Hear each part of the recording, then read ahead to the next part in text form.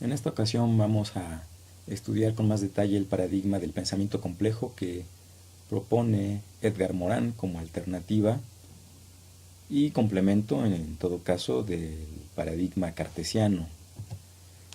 Entonces, pues, ¿cuál es la condición del hombre? ¿Cómo se construye el conocimiento? La palabra clave en lo complejo son las interacciones. ¿Cuál es el papel del orden y del desorden? ¿Qué con la lógica y qué con lo que propone Edgar Morin respecto a la palabra dialógica, complejidad y pensamiento complejo? Empecemos por definir al Homo sapiens sapiens. Es el homínido que está consciente de que es un ser consciente. Una de las condiciones del humano es construir conocimiento. Entonces, ¿cuál es el animal que dedica parte de su tiempo a la construcción del conocimiento? Sin duda somos nosotros. El hombre es a la vez un ser físico, un ser social, un ser biológico. No es solamente uno de estos aspectos, es los tres aspectos al mismo tiempo. Pero al mismo tiempo es individuo, lo cual está asociado a la competencia, es también sociedad, lo cual está asociado a la cooperación, es ser biológico que busca la preservación de la especie. Y en este sentido, en él existen orden, desorden y eventualmente organización. El hombre es todo esto, es decir, el hombre es un ser complejo. En la construcción del conocimiento, Edgar Morin propone este diagrama que nos indica que la ciencia física implica a la ciencia biológica y que la ciencia biológica implica a la ciencia antroposocial y que a su vez la ciencia antroposocial implica a la ciencia física. Es decir, no se pueden concebir separadas las unas de las otras, sino que existe interdependencia entre ellas e incluso ciclos de retroalimentación. Este concepto de la retroalimentación va a aparecer constantemente en las propuestas conceptuales de Edgar Morin. Así tenemos tres alternativas básicas para la construcción del conocimiento.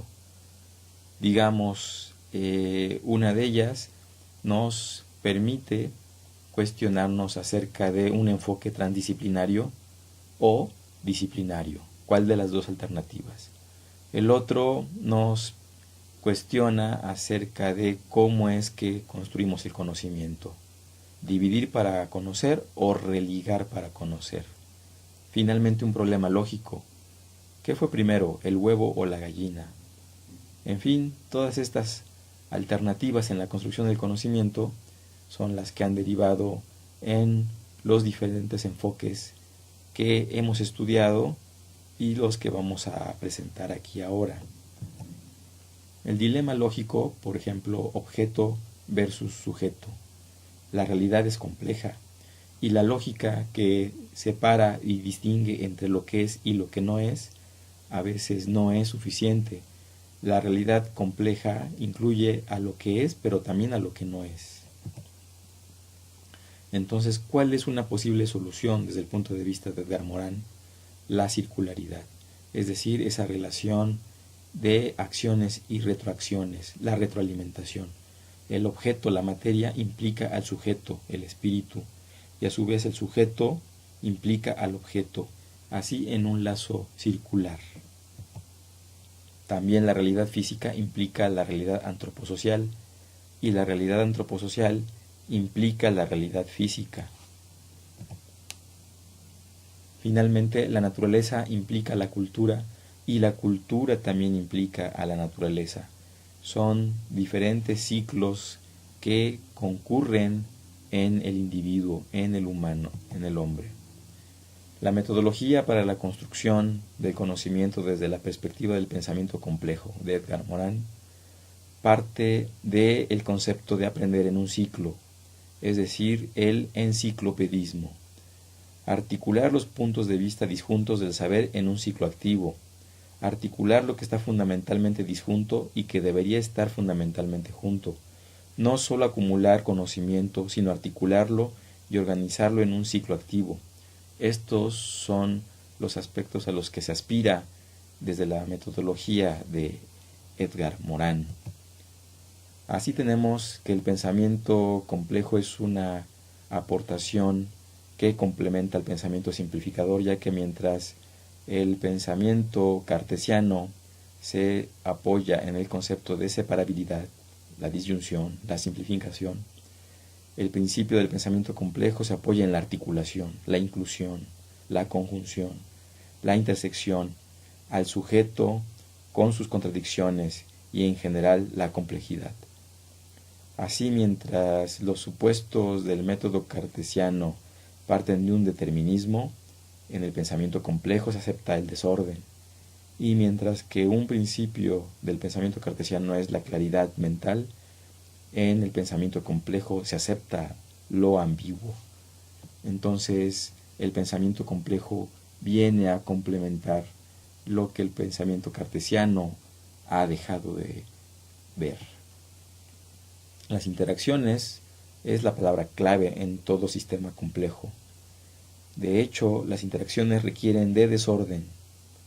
Los elementos pueden encontrarse gracias a ese desorden.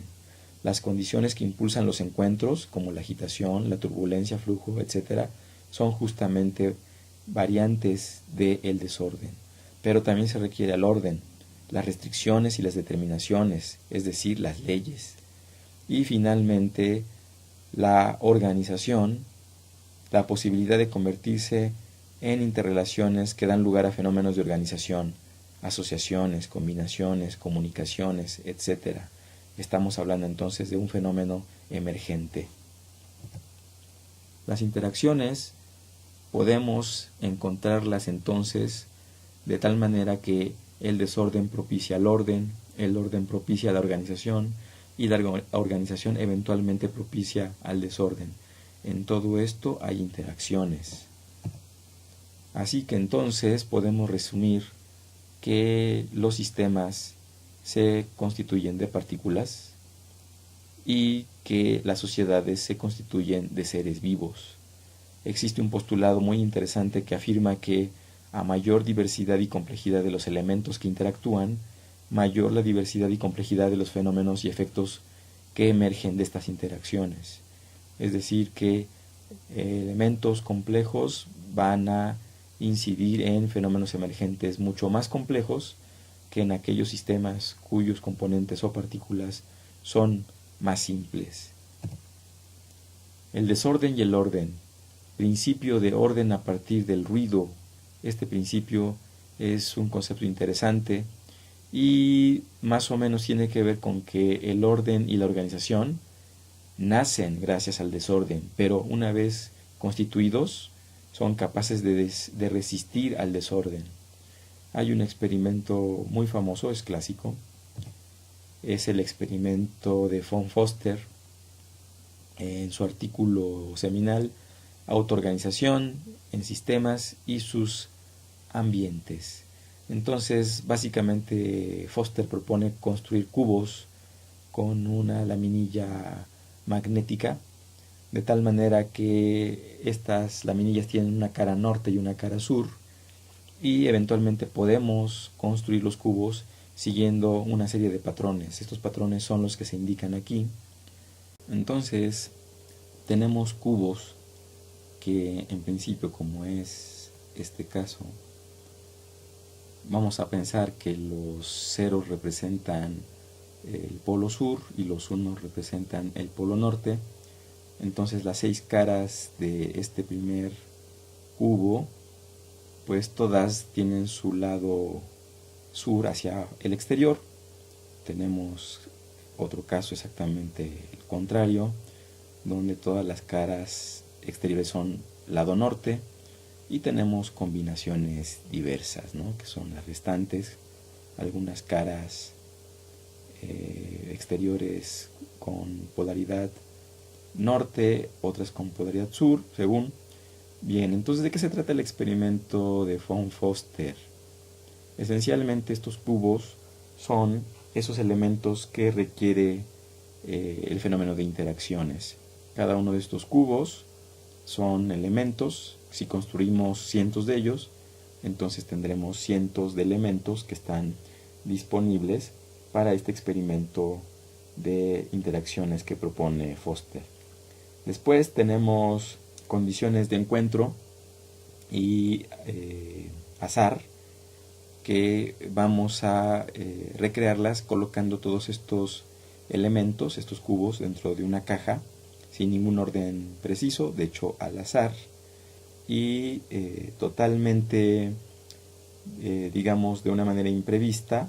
Vamos a comenzar a agitar la caja para crear esas condiciones de encuentro, es decir, agitación, flujo, turbulencia, etcétera, que son las que van a propiciar los encuentros entre estos elementos.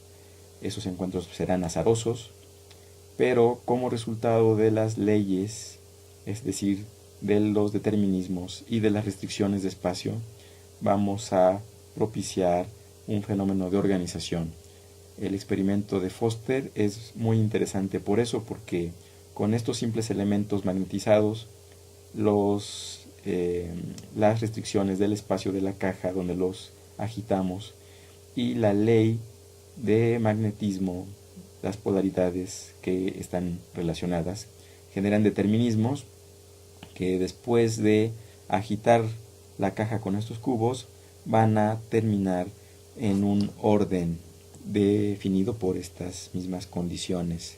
A saber, iniciamos con un conjunto de elementos en desorden, en franco desorden, y después de agitarlos, las determinaciones, es decir, las leyes, junto con las características de cada uno de los elementos que están interactuando, eventualmente generarán estructuras ordenadas. Y una vez que ya están constituidas en estas estructuras, resisten al desorden. Es interesante porque en este experimento de Foster comprobamos las condiciones de las interacciones, a saber, número 1, elementos, en este caso los cubos, elementos que eventualmente van a interactuar en función de condiciones de encuentro, a saber, agitación, turbulencia, flujo, etcétera, que esencialmente está constituido por desorden. A su vez, las leyes, es decir, las determinaciones y el espacio, las restricciones, son lo que eventualmente va a propiciar el orden. Entonces, en ese sentido, tenemos ahí la relación de orden derivado del desorden. Y finalmente, esto termina en una organización que está en función de las asociaciones, uniones, combinaciones y comunicaciones que hay entre los elementos. Entonces aquí comprobamos las tres características de las interacciones: orden, desorden, organización, y el común denominador, los elementos que interactúan. El juego de la cosmogénesis en sí, como resumen de lo que acabamos de comentar, incluye piezas del juego, es decir, los elementos que eventualmente van a interactuar, reglas del juego, a saber, las leyes, las determinaciones y las restricciones. Y finalmente, el azar, que es el componente del desorden. Entonces, el azar determina los encuentros y los encuentros a su vez determinan el orden, y eventualmente esto puede producir un fenómeno emergente de organización. Muy interesante esta propuesta de Edgar Morin del juego de la cosmogénesis. En fin, podemos resumir todas estas relaciones en un bucle que Edgar Morin llama bucle tetralógico, que se compone, como su nombre lo indica, de 4 elementos, a saber, desorden, que implica orden, que a su vez implica organización, y todo esto a través de interacciones. Ahí están los 4 elementos. Estos conceptos son complementarios, pero al mismo tiempo son concurrentes, es decir, que están ocurriendo al mismo tiempo, y eventualmente incluso pueden ser antagónicos, es decir, contrarios, como lo es el orden y el desorden, pero conviven juntos a través de las interacciones. Entonces esto llevó a Edgar Morin a acuñar el concepto de la dialógica, que se contrapone al concepto limitado de la lógica matemática occidental, que ya sabemos que solo acepta 2 estados, falso y verdadero.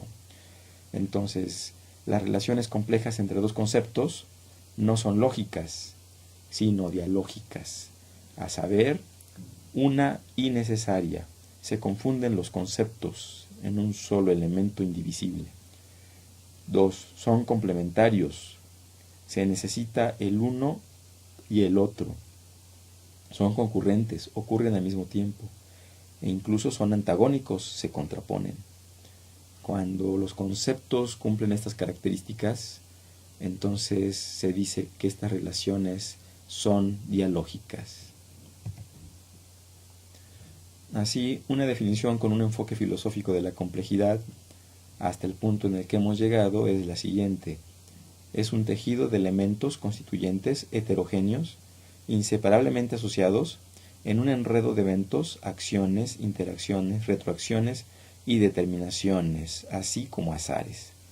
Reúne en sí orden, desorden y organización, lo uno y lo diverso, pero todas estas nociones son, a la vez, una complementaria y antagónica, es decir, cumplen con el principio dialógico de Edgar Morin. Entonces, retomando el propósito del pensamiento complejo, Edgar Morin afirma que el pensamiento complejo integra lo más posible los modos simplificadores de pensar, pero rechaza las consecuencias mutilantes, reduccionistas, unidimensionales y finalmente cegadoras de una simplificación que se toma por reflejo de aquello que hubiere de real en la realidad. Se aspira al conocimiento multidimensional, pero sabiendo desde el comienzo que el conocimiento completo es imposible. Entonces, ¿qué es el paradigma de lo complejo? Es el pensamiento que distingue sin desarticular y que asocia sin reducir, mediante distinción para identificar a las partes, conjunción para integrar las partes en su conjunto e implicación para considerar los efectos en el entorno. Los tres principios del pensamiento complejo son, entonces, principio dialógico, el reconocimiento y aceptación de conceptos necesarios, complementarios y antagónicos. Por ejemplo, el orden y el desorden. Principio de recursividad organizacional. En un proceso complejo, los productos y los efectos son, a la vez, productores y causa de lo que los produce. Ejemplo, individuo y sociedad. Estamos hablando de esos lazos de retroalimentación que ya vimos antes. Por último, principio hologramático. La parte está en el todo y el todo está en cada parte. Por ejemplo, la célula y el organismo. El pensamiento complejo no es holista ni es irracional. Aspira a la unidad en la diversidad, es decir, al concepto que Edgar Morin llama unitas multiplex. Es decir, la diversidad que se inscribe en la unidad para evitar caer en los extremos del holismo, el conocimiento general de todo, pero impreciso respecto de sus partes, o del reduccionismo, es decir, el conocimiento particular muy preciso, pero ignorante y desinteresado del todo y sus relaciones. Más bien, se trata de reconocer la posibilidad dialógica y translógica para resolver las contradicciones observadas en el mundo real y que no se pueden manejar con la lógica clásica. Orden y desorden para el pensamiento complejo. Si el orden es repetición, constancia e invariabilidad, el desorden es irregularidad, desviación e incertidumbre. El orden es necesario como base estable para la organización, pero el desorden es indispensable porque hace posible la innovación, la creación y la evolución. Entonces, la complejidad, según Edgar Morin, es aquella que se caracteriza o se puede caracterizar por el todo es más que la suma de sus partes. Incluso el todo es menos que la suma de sus partes. Y aún más, el todo es más y al mismo tiempo menos que la suma de sus partes.